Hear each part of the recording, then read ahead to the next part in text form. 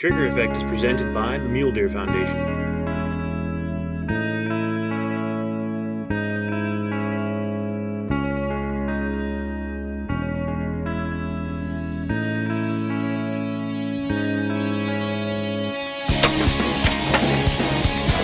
Oh, this thing is pulling.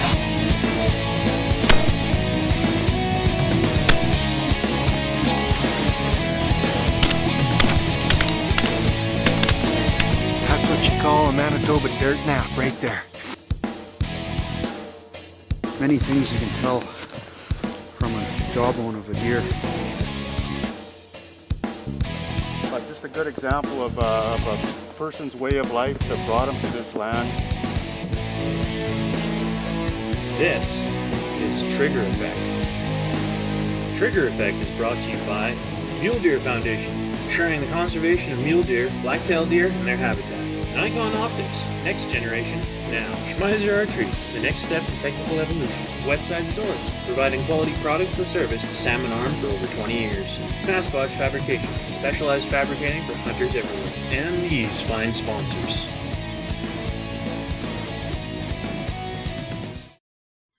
To all our viewers and sponsors, we'd like to welcome you back to Season 2 of Trigger Effect. This week on Trigger Effect, we rejoin co-host Kent Mickey in New Zealand for part 2 of 3 of his amazing South Island hunt. As you may remember from the final episode of Season 1, Kent was successful on both his tahr and his chamois hunts. Before we rejoin Kent in his pursuit of fallow deer and red stag, let's quickly recap his previous hunts for the tahr and chamois.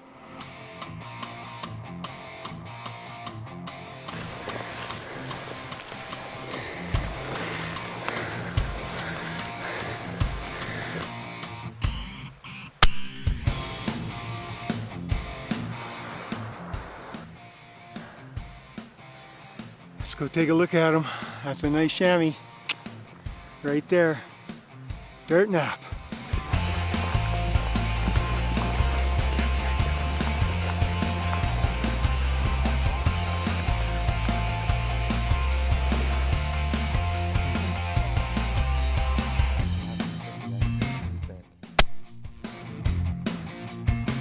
Right on. Well, thanks again, Phil. Yeah, you're welcome. Appreciate it. Let's get back to the action. Let's go after some fallow deer and some red stags. Well, I've seen a big buck down here. We need to go down after that. Well, let's get this guy loaded up and we'll go after him.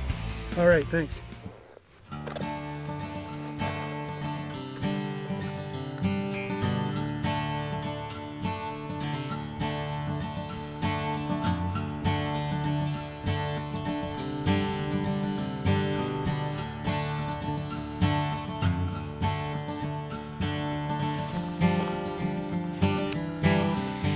We're here at another ranch, or what they call another station. Huge area. This fella and his wife, they own one of the largest stations in New Zealand. We're after fallow deer. As you can see, there's not a whole lot of cover. So it's we just made a stalk on a really nice buck. He had a bunch of females with him and we got busted, so we're just glassing these hills out here looking for fallow bucks, and they got a feral goat here that we can go after. So yeah, it's going to be a little bit difficult with the bow, so we'll give it a good shot with the bow, and if not, we'll switch to the rifle and at least get a buck to take home. So stay tuned.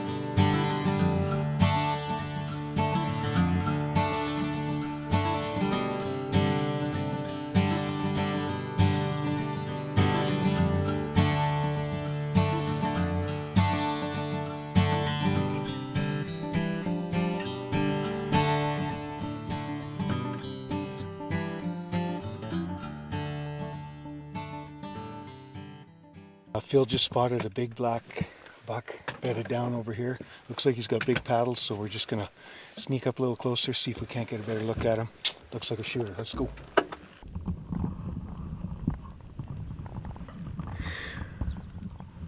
We're about 600-700 yards from that buck. He just come out of a small draw. We're gonna try and sneak down, get in close, maybe get a shot at him with the bow. Phil figures he's over 200 inches, so if we can't get a good bow shot, we'll see if we can't get him with the blazer. Welcome back to Trigger Effect.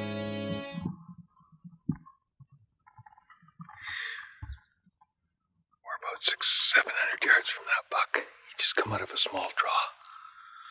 We're gonna try and sneak down, get in close, maybe get a shot at him with the bow. Phil figures he's over 200 inches, so if we can't get a good bow shot, we'll see if we can't get him with the blazer.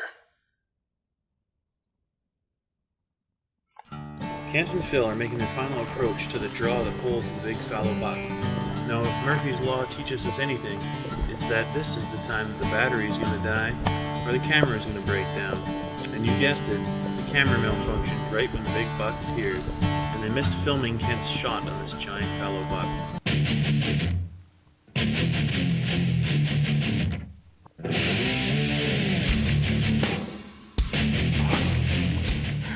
That was awesome. Oh man, Phil, 60 yards. That buck come up. The draw there, you took 4 does in there. They kind of busted out the other way. He come up, was watching him. I mean, we were right up against this old sheep fence here. So the film might be a little bit blurry because the camera was trying to focus through it. But he come up, Phil was ranging him. He said 60 yards. Man, he just Turns broadside. turns broadside. Said 60 yards. As soon as he said 60 yards, put the old 60-yard pin on him. Oh man, I tell you what, I saw the blood coming out the other side. These Viking broadheads are devastating. The arrow was sticking out down that far. Yeah, he's not far. He ran, but he's over the hill. Oh, that's an awesome buck for archery. Although the sheep fence, which is actually a rabbit fence, It's a rabbit fence, yeah. inhibited the camera. It shielded us from it. Yeah, it did. It gave us a little bit of cover because it's kind of gray, and he just wasn't sure about what we were. He spotted us when he first come over the edge, but oh, Phil, man, great stock. Thank you so much. Didn't need the blazer for this one, but we got us a big fallow buck down over the ridge here. Archery dirt nap. Let's go take a look at him. I got great spray of blood here right now. That arrow went right through him, fletching on one side, Viking broadhead on the other side. Man, he was bleeding good. There's lots of blood here. He's gonna be just over the hill here, so let's keep going. Oh yeah, good sprays of blood. He's bleeding hard. These fallow bucks are tougher than people think, man. They're a smaller deer, but boy, they're resilient. They live in this high, arid country here. It's pretty wide open country. I mean, we were lucky. We had fallow deer all around us, bumping does and bumping other bucks. But this guy we watched come from a long ways down this chute. Man, I feel so privileged to be here. One shot, 60 yards, miser, archery, Viking broadheads. Oh, let's go get a look at this guy.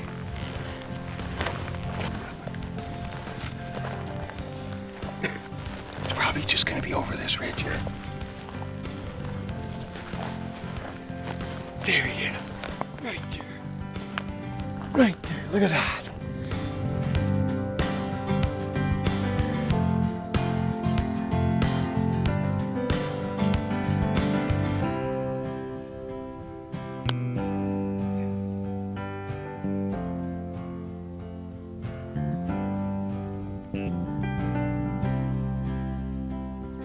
Well, it's day 4 of our hunt. Day 3, I took a beautiful tar up at the other station. We're here at a new station, big sheep ranch. I mean, it's just beautiful, wide open country. We've spotted, I don't know, how many bucks do you figure we spotted this morning? 15. Yeah, 15. Probably 5 shooters. Yep. And probably 50 to 100 does. I mean, there's just fallow deer everywhere. So we come around on the top here. We saw this guy sneaking up through a cut, and Phil said, let's get down there and see if we can't get in front of him. And we got in front of him, but then he snuck around behind us and kind of caught us out in the open, and we were kind of right at the edge of a rabbit fence. But he came right at 60 yards. Phil was ranging, and I had the bow ready, and as soon as he said 60 yards, the buck just turned broadside, and it was just perfect. I mean, it was just a beautiful shot. So couldn't ask for anything better, Phil. I really appreciate it. That was an awesome stock. And I mean, he's the biggest free range archery fellow we've ever taken. And I've hunted down here for, well, I'd say 24 years now. Really? Yep. Well, I feel very privileged. I mean, he's got a couple broken points here, but he is just a stud. I mean, beautiful color. Well, he's got just good palmation, all that palmation, and then good length of the points, and then this nice kicker at the back. And yeah. like I say, it's a bit unfortunate he's broken there, but he must have done that fighting this morning. Yeah, because it's fairly fresh. You can see it on this side. But well, I'm just tickled pink. This hunt has just been going unbelievable. I can't say enough about what your operation here, Phil. I hope we can bring a lot of other people out here to join us for these great animals to hunt with their bow. I mean, this guy's just beautiful. I want to shoot another one. All right. Welcome back to Trigger Effect.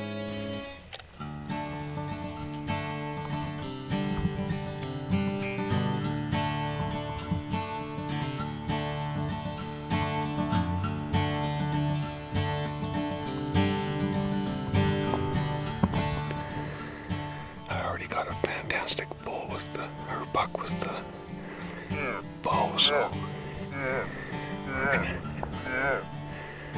gonna try and see if we can make another bow kill. If not, we'll get the big one with the rifle.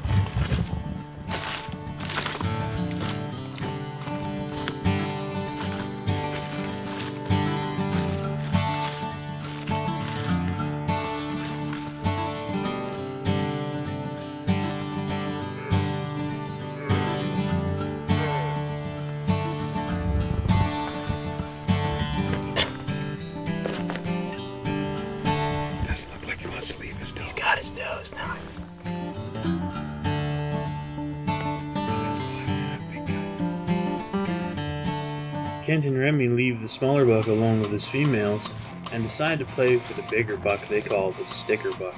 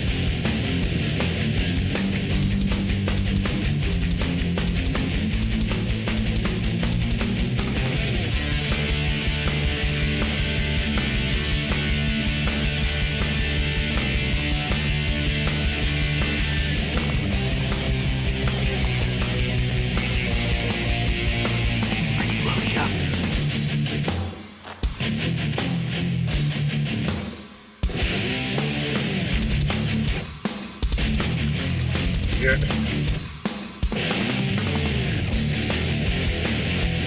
There's broadside.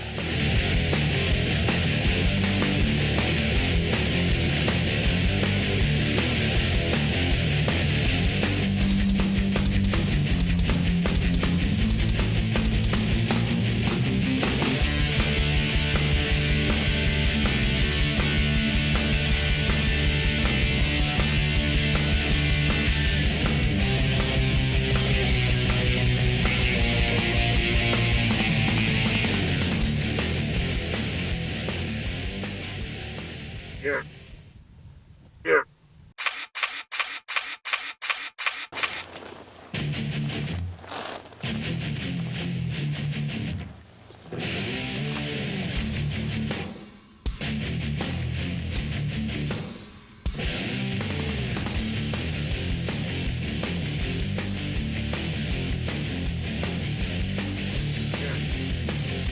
Here.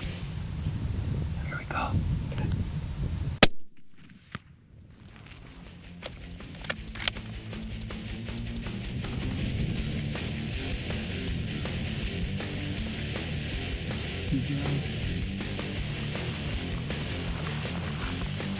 Down and upside down.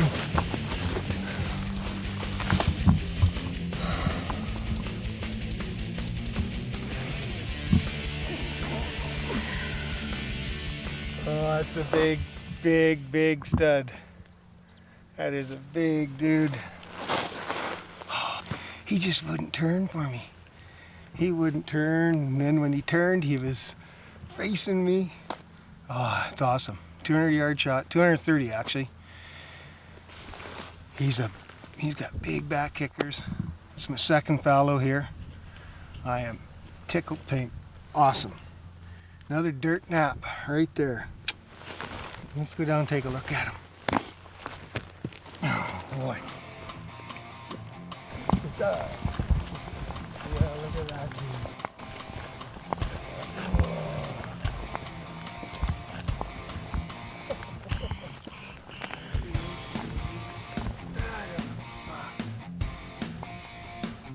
Wow. Look at that. That is gnarly. So this is definitely the buck that I saw on the first day bow hunting.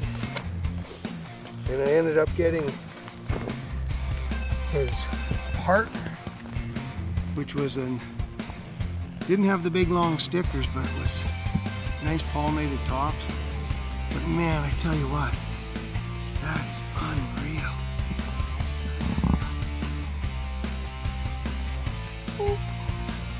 Oh yeah. Well, you know what? I take home 2 black fallow bucks. I am stoked. That is a big dude. Wow. This New Zealand hunting is unbelievable. You know, I'm from Canada and it's unreal to come to another country like this and harvest these great trophies like this. Man, oh man. Tar, 2 great fallow deer. I still got to go after stag yet and maybe chamois.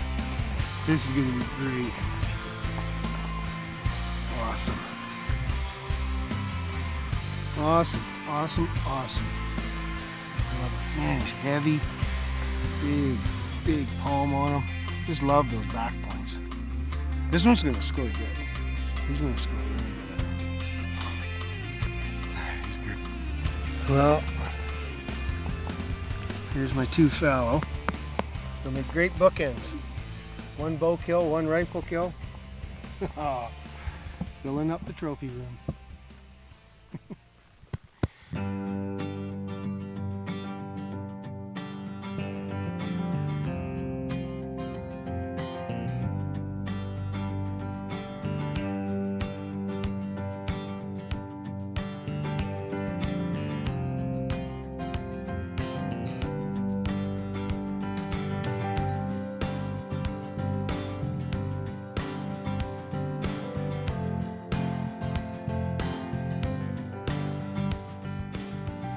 Kent and the rest of Trigger Effect would like to thank Phil Wilson of NZ Hunts and all of his guides for everything.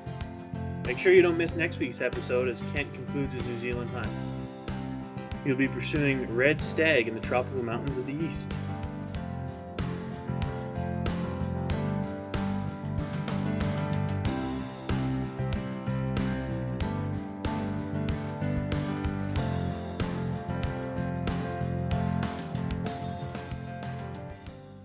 Trigger Effect is brought to you by the Mule Deer Foundation, Nikon Optics, Schmeiser Archery, Westside Stores, Sasquatch Fabrications, and these fine sponsors.